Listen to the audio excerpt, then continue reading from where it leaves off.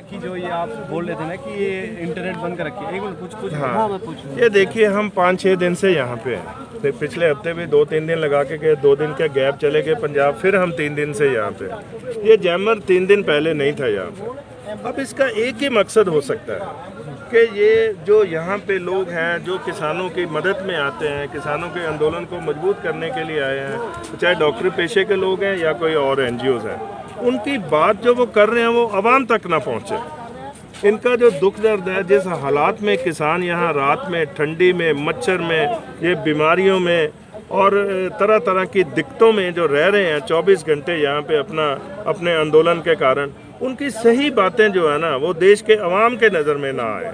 ये जैमर लगा, इंटरनेट नहीं चलता, मोबाइल नहीं चलता, टेलीफोन नहीं चलता, कुछ नहीं चल रहा है यहाँ से, ना लाइव हो सकते हो आप।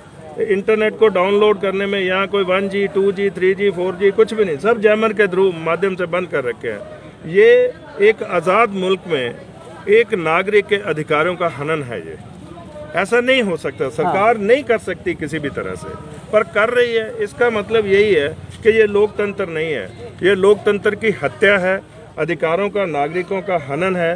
कि किसान भी बैठे हुए हैं, सरकार को बात सुननी चाहिए। ये कोई कोरिया के नागरिक नहीं है, ये इसी भारत देश के बसिंदे हैं, अन्नदाता हैं ये। अगर ये अन्न खेतों में नहीं उगाएंगे, अगर अन्न ही आप नहीं उग पाएगा, उनको दुखी करेंगे तो खाएंगे क्या? ये महीने 2 महीने बाद भंडार खत्म हो जाएंगे, सब मर जाएंगे ये ऐसे ही। अरे उनकी बात तो सुनिए आप, इतनी जिद किस लिए? ये कोई मामा फुफड़ का खेल थोड़ा है ये।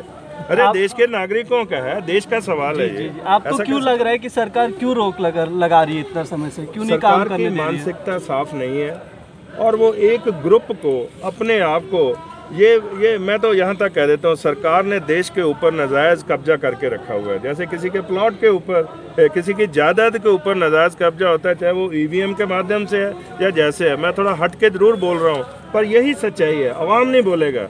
मैं एक इंटेलेक्चुअल हूँ, एक पढ़ा लिखा व्यक्ति हूँ, मैं सब समझता हूँ। सो आज हम डॉक्टरी पेशे की बात करें तो अच्छा रहेगा, नहीं तो बहुत कुछ ऐसा देश में वो कुछ हो रहा है जो नहीं होना चाहिए।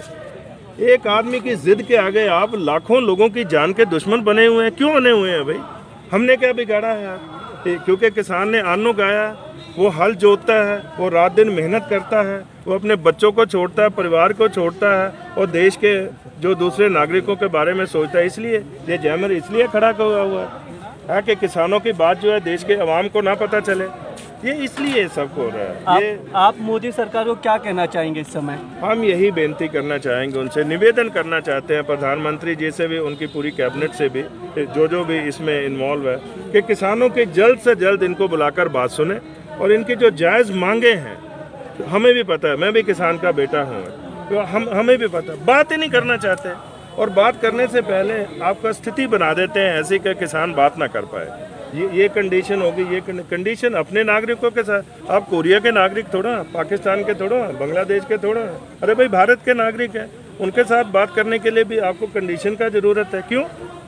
ये लोकतंत्र है, हर किसी को बात रखने का अधिकार है पूरी तरह से। और रखे बात, आपका सुनना, आपका जो है ना, वो आपको चुना इसलिए गया है कि आप नागरिकों की बात सुनें, और ख़ास करके इस वक्त आप किसानों की बात सुनें। क्यों नहीं सुन रहे आप? आपको क्यों लगता है कि सरकार क्यों नहीं सुन रही है? इसकी वजह क्या है? वो दबाना चाहती है, किसानी को ख़त्म करना चाहती है, किसानी को बर्बाद करना चाहती है। वो 57% पे 6% जो दुनिया में हो रहा है वो भारत में भी करना चाहती है। ये मॉडल तो फॉलो कर रहे हैं अमेरिका का, कनाडा का, यूरोप का। अरे भाई हमारे देश की स्थितियाँ बहुत फ़र्क में हैं, उनसे बहुत अलग से हैं। यहाँ गरीबी है, अनपढ़ता है, वो हर तरह का कोई फैसिलिटी नहीं है। हमें अपने हिसाब से चलाइए। आप अमेरिका को देखकर यहाँ लागू मत करें, वो नहीं है। वहाँ किसानी भी ख़त्म हो रही है, तो वहाँ भी उनका टारगेट यही कि 5-6% पे आ जाए और किसान एक मजदूर बन जाए, ये दोबारा से मुजारा बन के रह जाए, ये मालिकाना हकूक़ ख़त्म करते हैं इनके। जी शुक्रिया, थैंक यू।